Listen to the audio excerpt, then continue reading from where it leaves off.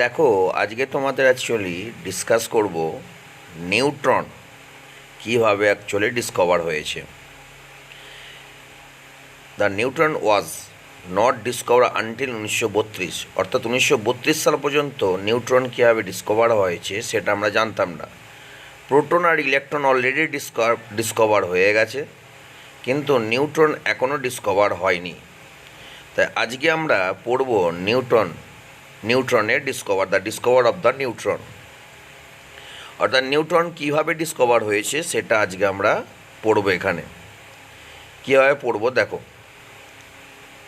যে নিউট্রনকে অ্যাকচুয়ালি কীভাবে সায়েন্টিস্টরা প্রথমে ডিসকভার করতে চেয়েছে বা কীভাবে নিউট্রন অ্যাকচুয়ালি ডিসকভার হবে, হ্যাঁ, সেটা অ্যাকচুয়ালি আমরা দেখব। দেখো, তাই প্রথমেই দেখো একটা এক্সপেরিমেন্ট বা একটা পরীক্ষা করে দেখাবো। দেখো, বলছে রাদারফোর্ড অ্যাকচুয়ালি 1919 সালে রাদারফোর্ড প্রোটন ডিসকভার করেছে, যার চার্জ হচ্ছে অ্যাকচুয়ালি পজিটিভ চার্জ, যেটা অ্যাকচুয়ালি নিউক্লিয়াসের মধ্যে থাকে। অর্থাৎ তখনও পর্যন্ত অ্যাকচুয়ালি নিউট্রন ডিসকভার হয়নি। সেটা অ্যাকচুয়ালি যেহেতু নিউট্রন ডিসকভার হয়নি, তাই প্রোটনই অ্যাকচুয়ালি নিউক্লিয়াসের মধ্যে থাকে, আর নিউক্লিয়াসের বাইরে অ্যাকচুয়ালি কী হয়, ইলেকট্রনগুলো ঘুরতে থাকে নির্দিষ্ট কক্ষপথে। এটুকুনি পর্যন্ত তখন জানা গিয়েছিল। তারপরে অ্যাকচুয়ালি কী হয় না, অ্যাকচুয়ালি নিউট্রন পার্টিকেল কীভাবে ডিসকভার হয়, তখন যেহেতু নিউট্রন পার্টিকেল এখনও ডিসকভার হয়নি, তাই তখনই অ্যাকচুয়ালি বলা হয় নাকি প্রোটনই অ্যাকচুয়ালি নিউক্লিয়াসের মধ্যে থাকে। যেটা দেখো আবার তোমাদের পিকচারের মাধ্যমে দেখাচ্ছে, প্রোটন হচ্ছে নিউক্লিয়াসের মধ্যে আছে, যার চার্জ হচ্ছে পজিটিভ চার্জ। আর ইলেকট্রন অ্যাকচুয়ালি কী আছে না, ইলেকট্রন অ্যাকচুয়ালি দেখো তোমার নিউক্লিয়াসের বাইরে বিভিন্ন কক্ষপথে ইলেকট্রনগুলো ঘুরে বেড়াচ্ছে, যেটা তোমাদেরকে আমি দেখিয়েছি। দেখো, এবার আসছে আমরা অ্যাটমিক মাস বা পারমাণবিক ভর। এই পারমাণবিক ভর সেই সময় অ্যাকচুয়ালি প্রোটন আর ইলেকট্রনের ডিসকভার হয়েছিল। তাই পরমাণুর ভর বলতে পারি যে পরমাণুর মধ্যে যতগুলো প্রোটন আছে আর ইলেকট্রন আছে তাদের ভরের সমষ্টিকেই বলা হয় একটা পরমাণুর ভর। যেখানে দেখো তোমাকে দেখিয়েছে, দেখো প্রোটন আর ইলেকট্রন যেগুলো আছে, এই প্রোটন আর ইলেকট্রনের ভরের যে সমষ্টি, সেই সমষ্টি করলেই অ্যাকচুয়ালি কী হবে, পরমাণুর ভর বা অ্যাটমিক মাস তৈরি হবে। যেমন বলা যায়, যদি অ্যাকচুয়ালি আমরা এখানে হাইড্রোজেন নিয়ে অ্যাকচুয়ালি ব্যাখ্যা করি, হাইড্রোজেনের মধ্যে দেখো অ্যাকচুয়ালি কী হয় না, একটি প্রোটন ও একটি ইলেকট্রন থাকে হাইড্রোজেনের।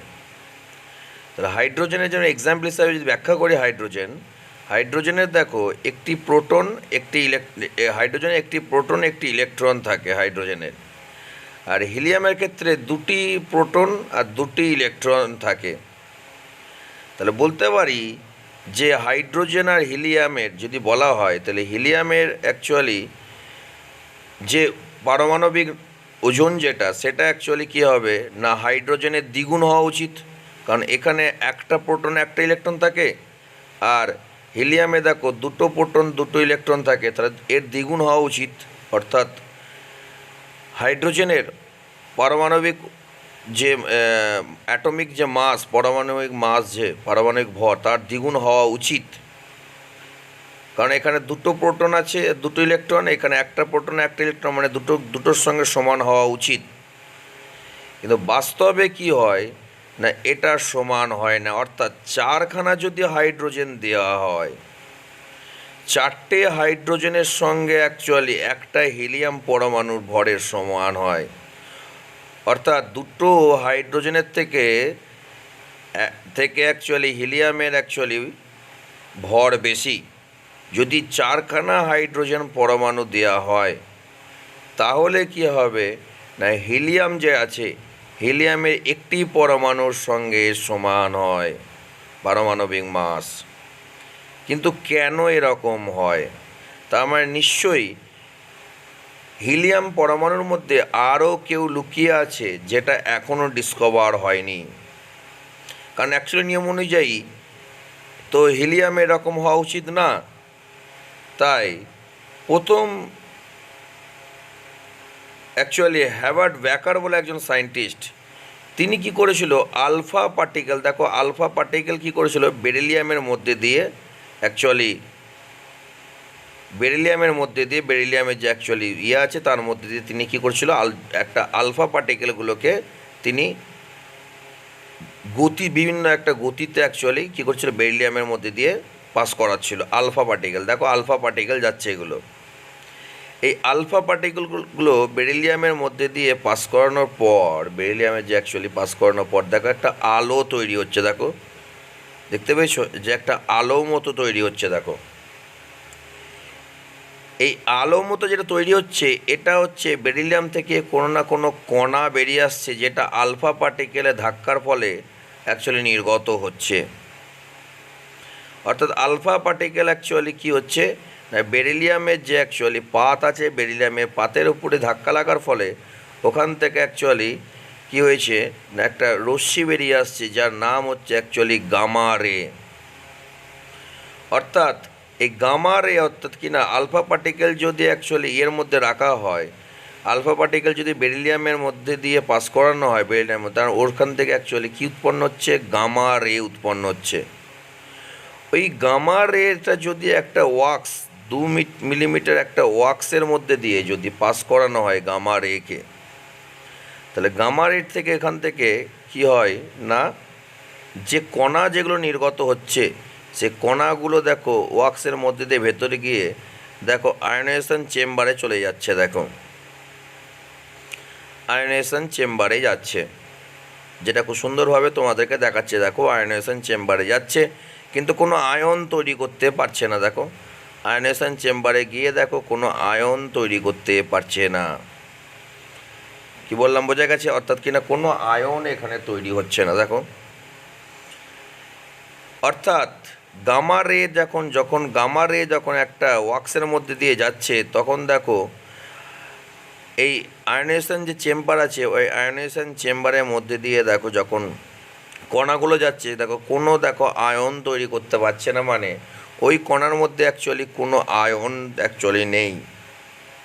গামা রের মধ্যে অ্যাকচুয়ালি কোনো আয়ন নেই। তার মানে এটা থেকে অ্যাকচুয়ালি প্রমাণিত হচ্ছে যে আলফা পার্টিকেল যখন বেরিলিয়ামের যে অ্যাকচুয়ালি পাত, সেই পাতের উপর দিয়ে যখন প্রবল গতিতে যে ধাক্কা লাগছে, তখন সেখান থেকে দেখো গামা রে তৈরি হচ্ছে। ওই গামা রের মধ্যে যে অ্যাকচুয়ালি কণা যেগুলো আছে, এই কণাগুলো অ্যাকচুয়ালি দেখো 2 মিলিমিটার ওয়াক্সের মধ্যে দিয়ে পাঠালে দেখো ওখান থেকে যে কণা উৎপন্ন করছে, কণাগুলো দেখো কোনো অ্যাকচুয়ালি আধান নেই, আধানবিহীন অ্যাকচুয়ালি কণা। এটা প্রথম অ্যাকচুয়ালি ডিসকভার করেছিল 1932 সালে, এটা প্রথম ডিসকভার করে।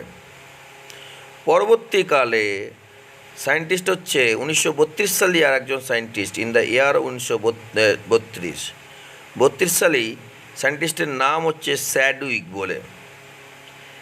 তিনি অ্যাকচুয়ালি আর একটা পরীক্ষা করলো, ঠিক সেম টাইপের পরীক্ষা, যার মধ্যে দিয়ে কী হচ্ছে, আলফা পার্টিকেল যদি কী হয়, বেরিলিয়ামের যে অ্যাকচুয়ালি ওয়াক্সের মধ্যে বেরিলিয়ামের যে পাতের মধ্যে দিয়ে যদি ধাক্কা লাগে, ধাক্কা লাগার পর যে অ্যাকচুয়ালি রশ্মিটা যে নির্গত হচ্ছে, ওই রশ্মিটা অ্যাকচুয়ালি নাম হচ্ছে গামা রে। ওই গামা রেকে যদি ওয়াক্সের মধ্যে দিয়ে পাঠানো হয়, তাহলে কি হয় না, সেখান থেকে একটা কণা নির্গত হচ্ছে, সেই কণাগুলো দেখে আয়নাইজেশন চেম্বারের মধ্যে দিয়ে যদি পাঠানো হয়, কোনো আয়ন তৈরি করতে পারে না, অর্থাৎ কোনো দিকে অ্যাকচুয়ালি প্রভাবিত হয় না। তাই বলতে পারি এই যে কণা যেটা আছে, এই কণাটার অ্যাকচুয়ালি কোনো আধান নেই, শুধুমাত্র ভর আছে, তার কোনো আধান নেই। কেন ভর আছে? কারণ হিলিয়ামের মধ্যে দুটো প্রোটন দুটো ইলেকট্রন ছাড়াও দেখো আরও কি হয়, দুটো নিউট্রনও থাকে, যার ফলে অ্যাকচুয়ালি কি হচ্ছে না, 4টে অ্যাকচুয়ালি হাইড্রোজেনের ওজনের সঙ্গে সমান হচ্ছে। তাই বলতে পারি নিউট্রনের যে অ্যাকচুয়ালি কণা, যেটা হিলিয়ামের মধ্যে যে অন্য একটি কণা আছে, তার কোনো আধান নেই, শুধুমাত্র কি আছে, তার শুধুমাত্র তার অ্যাকচুয়ালি ভর আছে। তার এই যেটি ভর আছে, এই দেখো ভর থাকার ফলে কী হয় না, হিলিয়ামের পরমাণুর ভর অ্যাকচুয়ালি বৃদ্ধি পাচ্ছে। কোনো আয়ন নেই। কেন আয়ন নেই? কারণ আয়নেশন যে চেম্বার দেখতে পাচ্ছ, এই আয়নেশন চেম্বারে দেখো অ্যাকচুয়ালি কোনো দিকে সে বেঁকে যাচ্ছে না। যেহেতু কোনো দিকে বেঁকছে না মানে কোনো আয়ন তার মধ্যে নেই। যদি পজিটিভ হতো তাহলে নেগেটিভের দিকে, যদি নেগেটিভ হতো তাহলে পজিটিভ চেম্বারের দিকে অ্যাকচুয়ালি কী হতো না, বেঁকে যেত। যেহেতু এখানে কোনো আয়ন দেখতে পাচ্ছি না তাই, বা কোনো দিকে বেঁকে যাচ্ছে না তাই অ্যাকচুয়ালি কী হয়, এর মধ্যে কোনো আয়ন নেই। যেটা অ্যাকচুয়ালি বাস্তবে অ্যাকচুয়ালি ডিসকভার করেছে অ্যাকচুয়ালি কি না তোমার, যেটা বাস্তবে অ্যাকচুয়ালি ডিসকভার করেছে তার নাম হচ্ছে অ্যাকচুয়ালি চ্যাডউইক বা চ্যাডউইক বলা। 1932 সালে তিনি প্রথম ডিসকভার করে যে পরমাণুর মধ্যেও অ্যাকচুয়ালি কী হয় না, পরমাণুর মধ্যেও অ্যাকচুয়ালি নিউট্রন নামক এক রকমের কণা আছে যার ওজন হচ্ছে 1.67 ইন্টু 10⁻27 কেজি, যেটি হচ্ছে সবচেয়ে ভারী কণা। অর্থাৎ পরমাণুর মধ্যে সবচেয়ে ভারী কণা হচ্ছে অ্যাকচুয়ালি কে, সবচেয়ে ভারী কণা হচ্ছে তোমার নিউট্রন, যার ওজন 1.67 ইন্টু 10⁻27 কেজি। Thank you. যেটা দেখো অন্য আরেকটি ভাবে নিউট্রনের ডিসকভারটা আমরা তোমাদেরকে দেখিয়েছি আরও একটা অন্যভাবে পিকচার দিয়ে। যে পিকচারটা দেখো আরও তোমাদেরকে অ্যাকচুয়ালি বুঝতে সুবিধা করবে যে নিউট্রনের অ্যাকচুয়ালি কীভাবে অ্যাকচুয়ালি আমরা আবিষ্কার করেছি বা তার অ্যাকচুয়ালি যে এক্সপেরিমেন্ট, যে পরীক্ষা, সে পরীক্ষাটা কীভাবে করেছি দেখো। দেখো অ্যাকচুয়ালি এই আলফা পার্টিকেল দেখো যাচ্ছে, দেখো আলফা পার্টিকেল বেরিলিয়ামের উপরে ধাক্কা লাগছে। যখন এই বেরিলিয়ামের উপরে ধাক্কা লাগছে ওখান থেকে দেখো নিউট্রন পার্টিকেল অ্যাকচুয়ালি তৈরি হচ্ছে। ওই নিউট্রন পার্টিকেল থেকে দেখো অ্যাকচুয়ালি কি হচ্ছে না, প্রোটন তৈরি হচ্ছে। প্রোটনের ফলে সেই প্রোটনগুলো অ্যাকচুয়ালি কি হচ্ছে না, গ্যাস ফিল্টার বা অ্যাকচুয়ালি আয়নেশন চেম্বারে গিয়ে ঢুকে পড়ছে। কি বললাম বোঝা গেছে? প্যারাফিন ওয়াক্সের মধ্যে দিয়ে যাওয়ার পর তাহলে আমরা এখান থেকে দেখতে পাচ্ছি যে বেরিলিয়ামের পরমাণুর মধ্যে দেখো নিউট্রন তৈরি হচ্ছে। ওই নিউট্রন দেখো যাচ্ছে প্যারাফিন ওয়াক্সের মধ্যে দিয়ে যাচ্ছে, যাওয়ার ফলে কি হচ্ছে দেখো গ্যাস চেম্বারের দিকে যখনই যাচ্ছে তখনই ওর আর কোনো আধান থাকছে না।